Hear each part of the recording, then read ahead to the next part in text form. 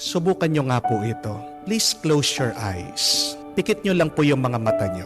Now, try to imagine your loved ones. Sino yung minamahal mo? Think of 3 people that you truly love in your life. Imagine nyo sila. Isipin nyo sila ngayon. Now, my question is, how does this make you feel? Look at your feelings. Observe your feelings. Pansinin niyo po yung nararamdaman niyo sa puso niyo. Ano po sa tingin niyo yung itsura niyo ngayon pag iniisip niyo sila? Di ba nakangiti? Di po ba? Open your eyes. Pag iniisip mo yung mga minamahal mo, di ba ang gaan-gaan ng iyong nararamdaman?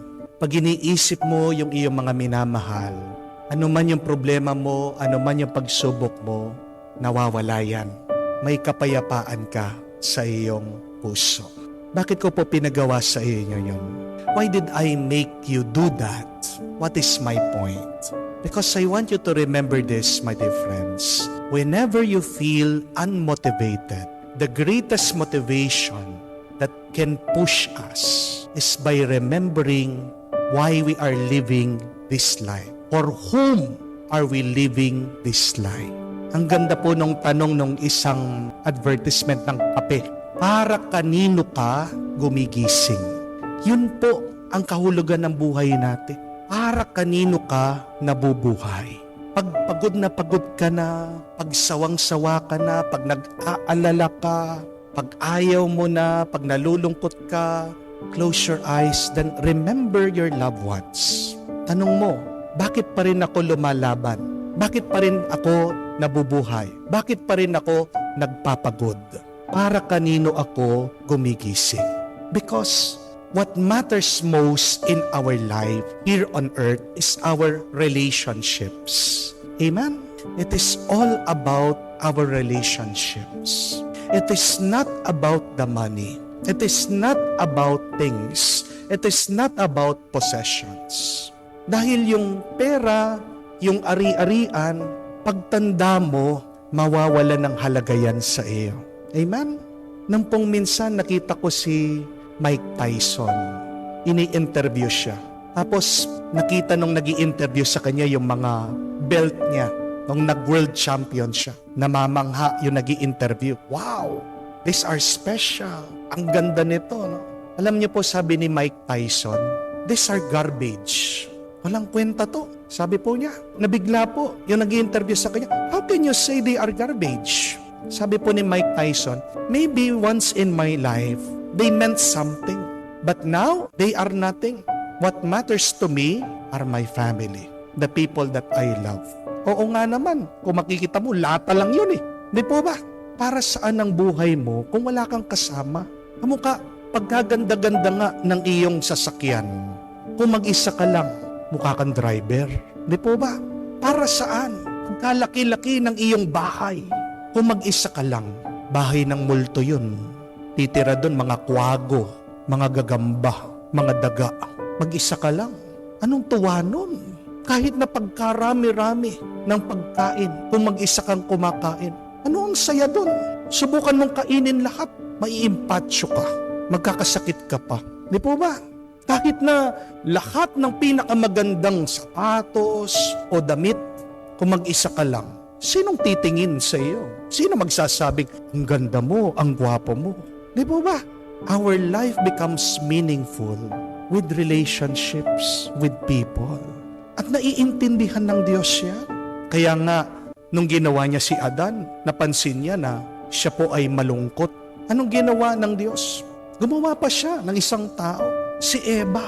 Dahil hindi daw compatible itong si Adan, kahit na may puno, kahit na may hayop, iba pa rin yung kamukha niya, yung tao. Mahalaga sa Diyos ang relasyon, ang ugnayan. Kaya tingnan niyo po, pag mag-isa si Jesus, palagi siyang nagdarasal. Kanino siya nagdarasal? Anong tawag niya sa Diyos? Ama, ang aking Ama. At narinig natin sa Ebanghelyo, tinatawag niya yung mga nakikinig sa kanyang salita, tumutupad sa kagustuhan ng Diyos bilang kanyang pamilya. Para kanino namatay si Jesus? Bakit nagpapako siya sa krus? Hindi naman para sa katanyagan, hindi naman para sa pera. para sa taong mahal niya. Yun yung mahalaga sa Diyos. At kailangan nating maunawaan yan. Pag nawawala ang halaga ng relasyon sa atin, nakikita niyo po, diyan tayo nadidepress, diyan tayo nalulungkot, diyan tayo nawawala at magwawala sa buhay. Alam niyo po ba sa Japan, bakit ang hahaba ng buhay ng mga tao? Meron silang tawag dun sa kanilang purpose, dun sa kanilang layunin, ikigai, sabi po nila. Ang dahilan bakit ako nabubuhay. At makikita niyo po, napakasimple nung kanilang dahilan bakit sila nabubuhay. Kasi walang mag-aalaga doon sa apo. Bakit nagigising ng maaga, pagkatanda-tanda na, kahit nakukuba na, inaalagaan yung apo. Bakit gumigising ng maaga? Anong nasa isip? Magtatrabaho ako para may makain ang aking pamilya. Pupunta ako doon sa bukid, magtatanim ako para may makain ang mga tao. Ako'y magbubukas ng panaderya, gagawa ko ng masarap na tinapay para ma-enjoy ng mga tao. Tingnan niyo po, tao yung naiisip, hindi po yung pera. Aanuhin mo yung pera kung wala ka namang kasama para ma-enjoy ang pera. Amen? Walang kwenta. Alalahanin natin yung mga karanasan na kung saan sobrang saya natin. Hindi ba yun yung mga panahon na pagsama-samang nagdarasal, nagsisimba, kahit na sama-sama lang na natutulog, maghapon doon sa bahay? These are wonderful memories. Bakit ang tao nanghihina, nawawalan ng ganang mabuhay?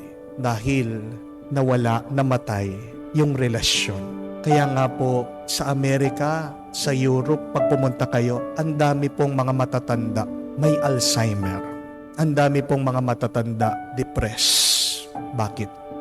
Dinala na po doon sa home for the aged. Masyado pong busy yung kanilang mga anak, yung kanilang mga pamilya. Wala na pong panahon para alagaan sila. Nagbabayad pa nga po sila ng mga tao na mag-alaga sa kanila. Meron pa nga po nagbabayad ng tao para may makausap sila. Hindi po ba napakapalad natin? Kaya nga, kung pagod ka, ang unang-una dapat isipin mo yung mga minamahal mo. At tanungin mo ang iyong sarili, bakit ka pa rin lumalaban? Bakit ka pa rin nagpapagod? Bakit ka pa rin nabubuhay? And it is also good to ask, do we treat God as part of our family? Kumusta yung relasyon mo sa Diyos? Isa din dahilan yan, bakit nawawalan tayo ng dahilan para mabuhay? Nakalimutan natin, sino ba ang nagbigay ng buhay na ito? Kaya nga, nawawala na din yung ating utang na loob sa salamat sa Diyos. Mga kapatid, pagpagod ka na sa buhay, pahinga ka. Pero wag na wag kang titigil. Amen? Kailan ka dapat tumigil? Pag tapos na. Pero pag hindi pa tapos, wag kang titigil. Pero kailan ba matatapos ang ating mga relationship, ang ating mga ugnayan? Kahit ang kamatayan, hindi niya matatapos ang ating mga ugnayan. Dahil yan ang paniniwala natin. Hanggang sa susunod na buhay, magkikita-kita tayo. Kaya napakahalaga, bigyan natin ng pansin. Pahalagahan ang ating relasyon sa bawat isa. Remember, my dear friends, that the greatest motivation for us should always be our relationships.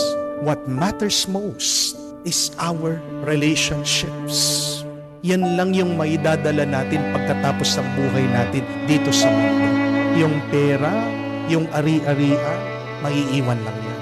Pero yung ating ugnayan at pagmamahal hanggang sa susunod na buhay, hanggang sa langit, buhay yan. Dahil doon tayo magkikita-kita sa awa ng Diyos.